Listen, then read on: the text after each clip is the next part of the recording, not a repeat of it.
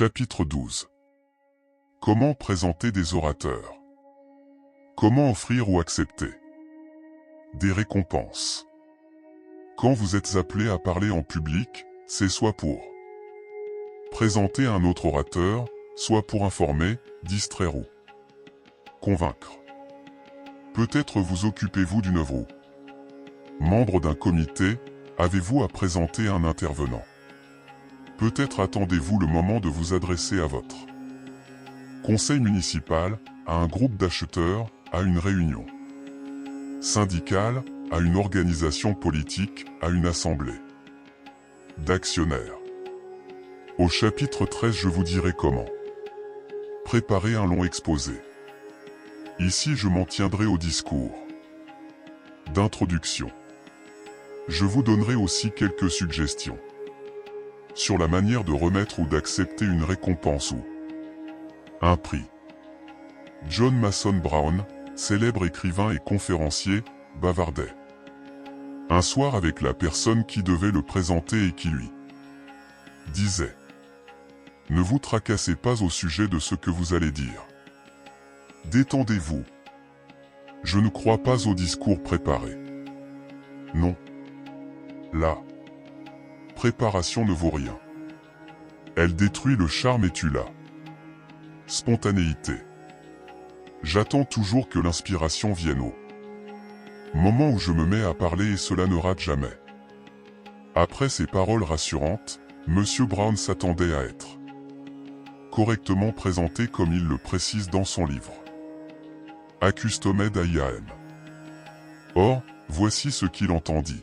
« Mesdames et messieurs, puis-je avoir votre attention, s'il vous plaît?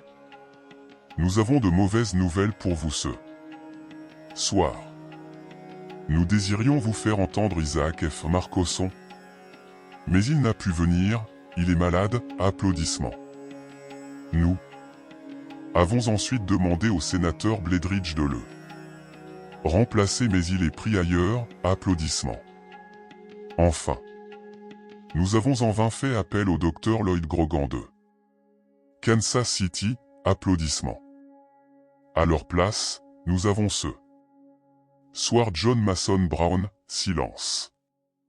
Monsieur Brown, en rappelant ce désastreux préambule, ajoute: « Simplement, du moins cet homme, si sûr de lui, prononça-t-il mon nom correctement.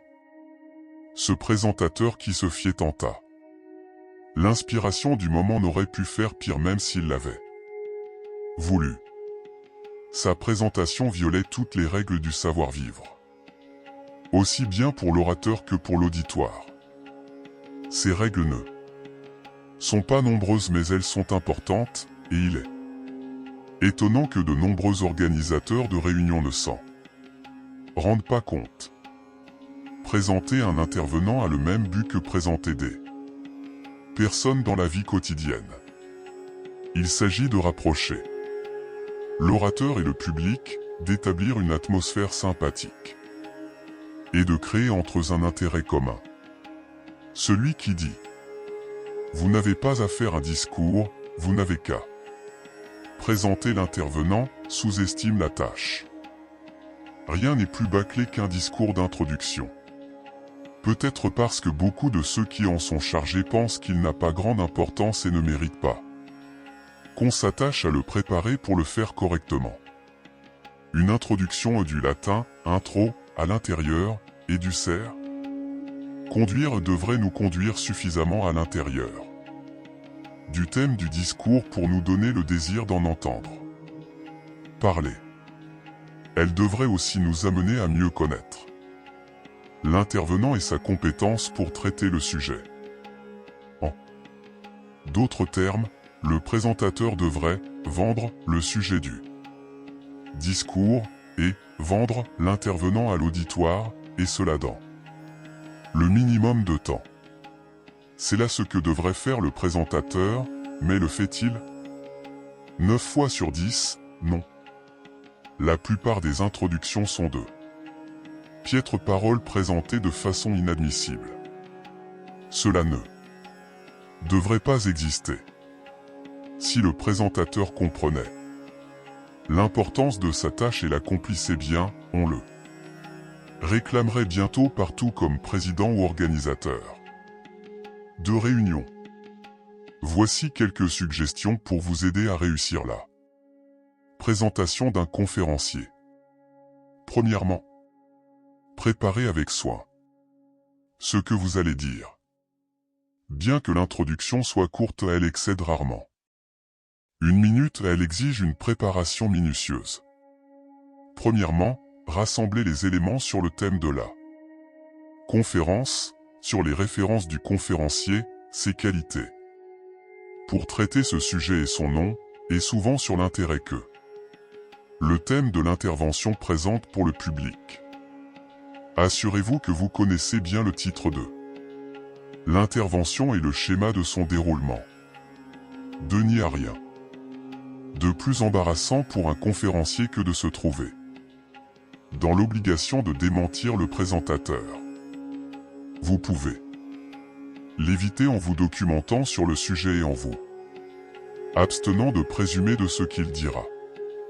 Votre devoir de présentateur vous commande d'énoncer correctement le titre de l'intervention et de souligner l'intérêt qu'elle peut avoir pour l'auditoire. Si possible, essayez de le savoir directement de l'intervenant lui-même. Si vous devez passer par un tiers, l'organisateur par exemple, essayez d'obtenir ces informations par écrit et vérifiez-les avec l'intervenant avant la réunion. Il est possible que votre préparation consiste surtout à vous informer de ces titres. Dans ce cas, vous pourrez les trouver dans le WSW ou dans tout autre annuaire du même genre, si l'intervenant est bien connu localement. Vous pouvez vous adresser à la direction des relations publiques de l'entreprise ou de l'administration à laquelle il appartient, et même dans certains cas vérifier vos renseignements en l'appelant. Ce qu'il faut, c'est que vous obteniez des renseignements exacts. Il vaut mieux ne pas importuner le public par un excès de détails lorsque, par exemple, un des titres du conférencier implique qu'il en a d'autres de moindre valeur.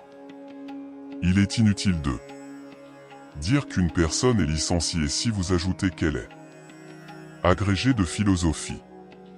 Il est préférable d'indiquer la dernière et la plus haute fonction d'un homme que de faire une fastidieuse énumération de ses diverses activités depuis sa sortie de l'université. Enfin et surtout, n'omettez pas d'annoncer la plus brillante réussite de sa carrière. Par exemple, j'ai entendu un orateur bien connu présenter le poète irlandais W.B. Yeats, qui devait lire des extraits de ses œuvres. 3 ans plus tôt, Yeats avait reçu le prix Nobel de littérature. Étant donné la valeur de cette distinction, il fallait insister sur ce point dans la présentation, même si rien d'autre n'était dit du poète. Mais que fit le présentateur? Il l'ignora complètement et s'étendit sur la mythologie et la poésie grecque.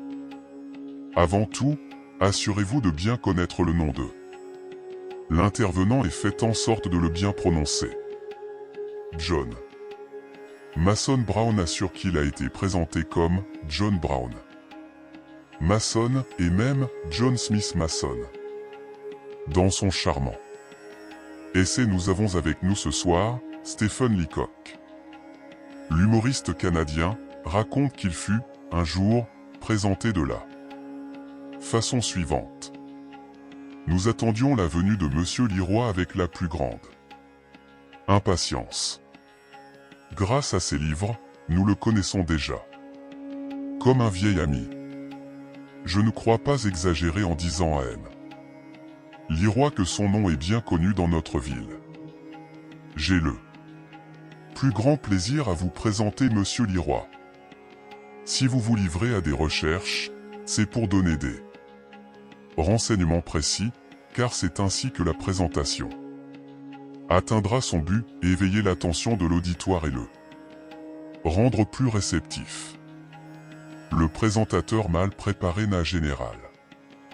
Manque du vague à offrir, notre orateur est reconnu partout comme une autorité sur son sujet.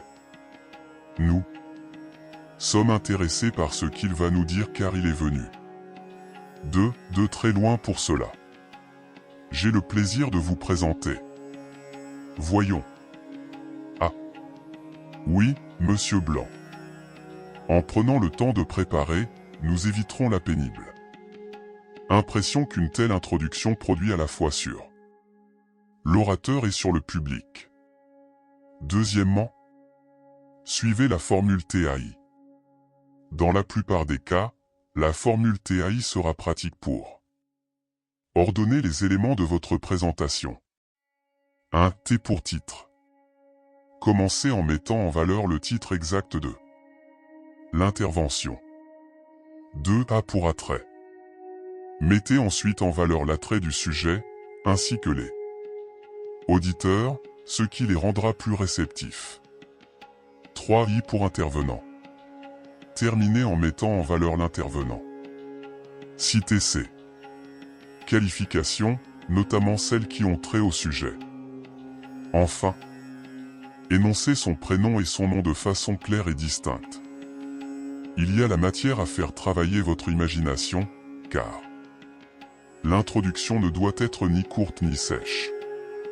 Voici un exemple où la formule est appliquée sans donner l'impression d'un procédé.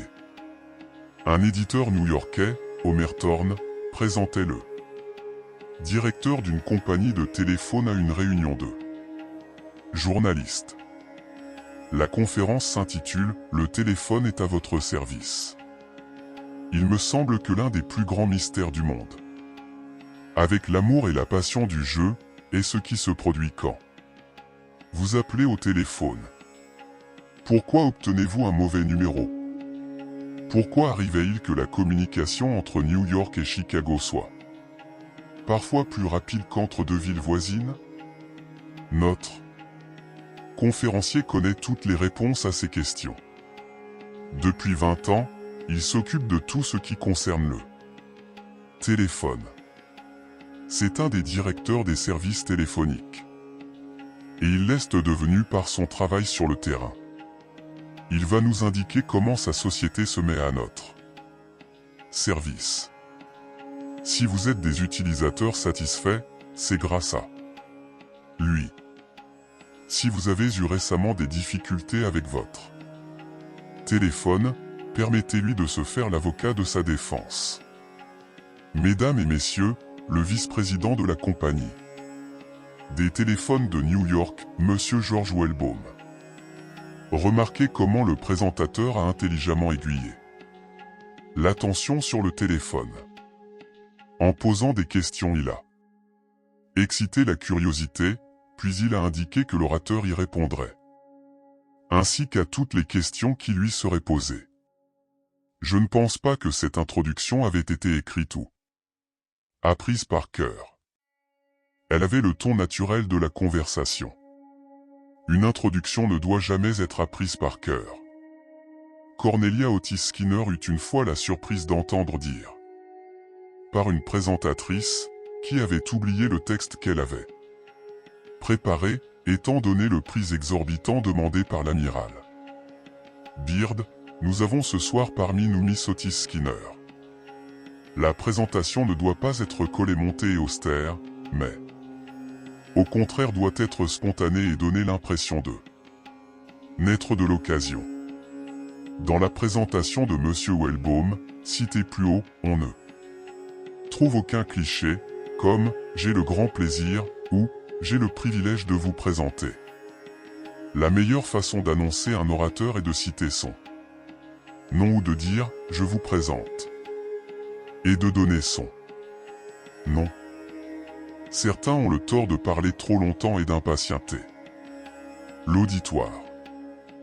D'autres abusent d'envolées oratoires fantaisistes pour impressionner l'orateur et le public. D'autres encore commettent la triste erreur de plaisanter ou de prendre un ton condescendant à l'égard de l'intervenant et de sa profession. Tout cela doit être évité quand on veut faire une présentation efficace. Voici encore un exemple où la formule TAI est suivie sans que la présentation n'y perde de son originalité. Remarquez surtout la façon dont Edgar L. Schnadig mêle les trois principes de la formule en présentant l'éminent éditeur et professeur Gerald Wand. La science aujourd'hui. Le sujet de notre orateur est une affaire sérieuse. Il me rappelle l'histoire de ce malade psychopathe qui croyait avoir un chat dans le ventre. Ne pouvant le convaincre de son erreur, le psychiatre simula une opération. Quand il s'éveilla, on lui montra un chat noir, l'assurant que ses ennuis étaient terminés. Il répondit, « Je suis navré, docteur, mais le chat qui me tourmente est gris. » Ainsi en est-il avec la science aujourd'hui. Vous cherchez un chat appelé U235 et vous trouvez une portée de chatons nommé Neptunium, Plutonium, Uranium-233 ou autre chose. Les éléments sont maîtrisés. L'alchimiste d'autrefois et le premier savant nucléaire, sur leur lit de mort, aurait voulu obtenir un jour de plus pour percer les secrets de l'univers. À présent, les savants découvrent des secrets que l'univers ne soupçonnait pas. Le conférencier qui va vous parler connaît la science pour ce quel était ce qu'elle peut être. Il a été professeur de chimie à l'université de Chicago, doyen de l'université de Pennsylvanie, directeur de l'Institut Battelle de recherche industriel à Columbus, Ohio. Il a mis sa science au service du pays. Il est auteur et éditeur. Il est né à Davenport, dans l'Iowa. Il est diplômé de l'université Harvard. Il a fait des recherches pendant la guerre. Il a beaucoup voyagé en Europe. Il est l'auteur et l'éditeur de nombreux ouvrages scientifiques, dont le plus célèbre est La science pour le monde de demain. Il est conseiller technique de Time, Life, Fortune et de la marche du temps. Ses vulgarisations scientifiques touchent une large audience. L'âge atomique paru en 1945, 10 jours après l'explosion de la bombe d'Hiroshima. Je suis fier de vous présenter, et vous serez heureux d'entendre, le directeur de la science illustrée, le docteur Gerald Wand. Jusqu'à ces derniers temps, il était de bon ton de couvrir d'éloges l'intervenant. Des guirlandes de fleurs lui étaient tressées par le présentateur et le malheureux croulait littéralement sous le poids de ses trop lourdes flatteries. L'humoriste Tom Collins de Kansas City, Missouri, a dit un jour à Herbert Prochnow, auteur du manuel des petits discours de société: il est désastreux, pour un orateur qui a la réputation d'être un humoriste, que l'on promette à son auditoire qu'il va se tenir les côtes de rire. Quand un présentateur vous dit que vous êtes hilarant, vous n'avez plus qu'à tout abandonner. À rentrer chez vous, vous êtes perdu. Cependant, ne sous-estimez pas non plus la personne que vous présentez. Stephen Leacock rappelle le temps où il dut prendre la parole après une introduction se terminant par ces mots. Voici la première d'une série de conférences pour cet hiver. La dernière série, comme vous le savez, ne fut pas une réussite. Tant et si bien que nous nous sommes retrouvés déficitaires à la fin de l'année. Nous partons donc sur de nouvelles bases et nous nous contenterons de talents moins coûteux. Puis-je vous présenter Monsieur Leacock? Monsieur Leacock ajoute, jugez de ce que l'on peut éprouver quand on s'entend traiter de talent bon marché. Troisièmement, soyez enthousiastes. Pour présenter un conférencier, la forme est presque aussi importante que le fond. Essayez d'être amical et, au lieu de dire que vous êtes heureux, montrez que vous l'êtes réellement. Si vous faites une introduction qui va en s'emplit, fiant dans la louange, quand viendra le moment de mentionner le nom de l'orateur, l'ambiance sera créée et le public applaudira avec plus de chaleur. Cette manifestation de sympathie stimulera alors le conférencier.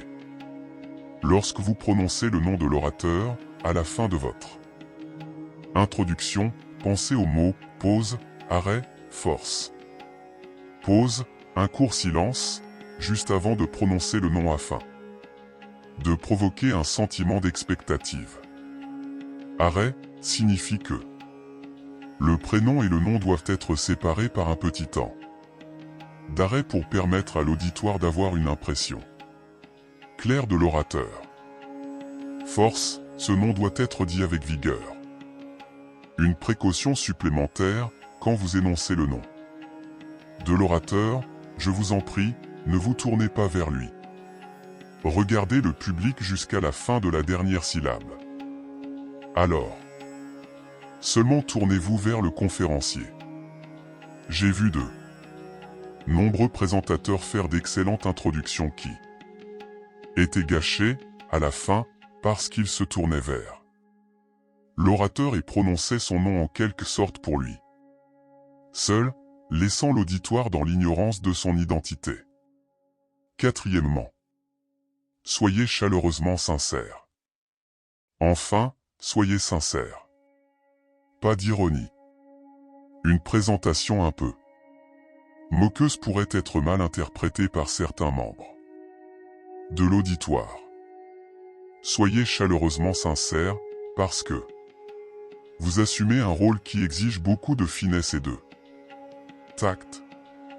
Vous pouvez avoir des rapports familiers avec l'orateur, mais le public l'ignore et certaines de vos réflexions, si innocentes qu'elles puissent être, peuvent être mal interprétées. Cinquièmement, préparez soigneusement ce que vous direz à l'occasion d'une remise de récompense. Il a été prouvé que la plus profonde aspiration de l'homme est d'être considéré, d'être honoré. Quand Marjorie Wilson écrivit cette phrase, elle exprimait un sentiment universel. Nous désirons tous réussir notre vie. Nous voulons être appréciés. Un mot d'éloge de quelqu'un. Laissons à part les louanges officielles nous remonte le moral d'une façon magique. Était à Gibson, la championne de tennis, combla cette aspiration. Elle titra son autobiographie « Je voulais être quelqu'un ». Lorsque nous faisons un speech pour remettre un prix ou une récompense, nous proclamons que le bénéficiaire est vraiment quelqu'un. Il a réussi grâce au mal qu'il sait donner. Il mérite notre considération. Nous sommes venus pour lui rendre hommage. Ce que nous avons à dire doit être bref, mais il faut l'avoir soigneusement pensé. Cela ne représentera peut-être pas grand-chose pour ceux qui sont habitués aux honneurs, mais pour d'autres, moins favorisés. Ce sera peut-être le souvenir qui illuminera le reste de leur vie. Nous devons donc choisir sérieusement les mots que nous prononcerons. Voici une formule éprouvée. 1. Indiquer pourquoi la récompense est remise. C'est peut-être pour un long service, pour avoir gagné une compétition, ou pour une performance notable. Expliquez-le simplement. 2. Dites quelques mots de l'intérêt que représente la vie et les activités de la personne honorée, pour l'assemblée présente. 3. Dites combien la récompense est méritée et combien le public s'en réjouit. 4. Félicitez le bénéficiaire et adressez-lui les vœux de tous pour l'avenir. Rien n'est plus essentiel que la sincérité dans ce genre de discours. Tout le monde le sait sans toujours l'exprimer. Si Donc vous avez été choisi pour parler en la circonstance, c'est un honneur aussi bien pour vous que pour la personne à qui vous vous adressez. Cela prouve que l'on vous considère digne d'une tâche qui demande de la réflexion et du cœur. Mais attention à l'exagération. Il est facile de tomber dans la démesure et de louer d'une manière outrancière. Si la récompense est méritée, il faut le dire, mais ne pas outrer les louanges. Les éloges exagérés mettent mal à l'aise la personne à qui il s'adresse ainsi que le public. N'exagérons pas non plus l'importance du cadeau en lui-même. Au lieu de souligner sa valeur intrinsèque, insistons plutôt sur les sentiments de ceux qui l'offrent. Sixièmement, lorsque vous remerciez, soyez sincère. Ce discours devra être encore plus bref que celui de remise de récompense. Nous ne devons certes pas la prendre par cœur, mais il vaut mieux s'être préparé. Si nous savons que nous allons recevoir une récompense accompagnée de félicitations, nous devons être prêts à répondre. Murmurez simplement « Je vous remercie » ou « C'est le plus beau jour de ma vie » ou encore « C'est la chose la plus merveilleuse qui puisse m'arriver » n'est pas très bon. Là encore attention à l'exagération, le plus beau jour, la chose la plus merveilleuse est trop fort. Vous pouvez exprimer votre gratitude en termes plus modérés. Voici un format que je vous suggère. 1. Dites un « Merci » chaleureux à l'assistance. 2. Rendez hommage à ceux qui vous ont aidé, vos collaborateurs, vos amis ou votre famille. 3. Dites ce que ce prix ou ce cadeau représente pour vous. S'il est enveloppé, ouvrez-le et montrez-le. Parlez de son utilité ou de sa beauté et ce que vous avez l'intention d'en faire. 4. Terminez par une nouvelle expression sincère de gratitude. Dans ce chapitre, nous avons traité de 3 types d'interventions que vous pouvez être amené à faire soit dans le contexte de votre travail, soit dans l'organisation ou l'association à laquelle vous appartenez. Je vous recommande de suivre soigneusement ces suggestions et vous éprouverez la satisfaction de savoir dire ce qui convient au moment opportun.